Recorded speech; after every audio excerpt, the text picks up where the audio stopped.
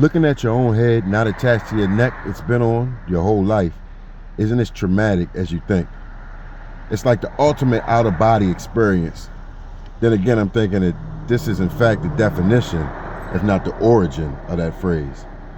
And as such, having a conversation with a woman you only barely knew of who was horrifyingly murdered in your childhood isn't as paralyzing as you think. What paralyzes you is thinking, I'm going to be late to pick my daughter up. As if somehow not having your head, much less a vehicle to use it in, is your biggest issue. What's traumatic is the realization that you won't just be late for that. You won't be there at all. For that and a million other landmarks in life we take for granted we'll make it to, day to day, year to year, and most unappreciated, second to second. Looking at what must have stood in for my face, the Rebecca McCoskey in front of me spoke emphatically as she said, "You know, I don't remember you, but you must have remembered me at some point. That's how it works. I was your first, so to speak. Now listen carefully. You have a choice to make, a choice we all get. I didn't make these rules, but as I'm your first, the way it works is I'm chosen to explain them." Still stunned as I watched the emergency crews arrive and pour over the wreckage of my death, it's surreal watching yourself get zipped into that thick black body bag with your head. Somehow that denotes the finality. "Listen," she said, "you have the choice of moving on." And as she said it, a blinding light appeared behind her. "Where to?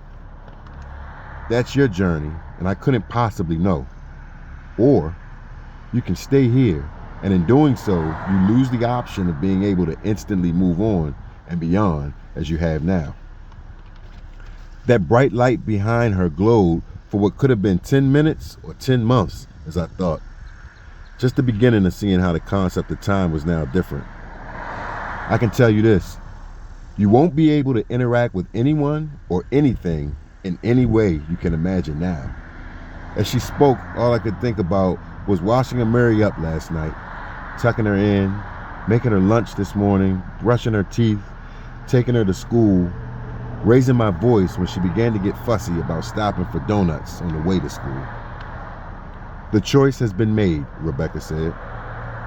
And as the light behind her faded along with Rebecca herself, her eyes softened, reminding me of the picture on the elementary school principal's desk I had seen all those decades ago that made me think, his wife looks like a nice lady.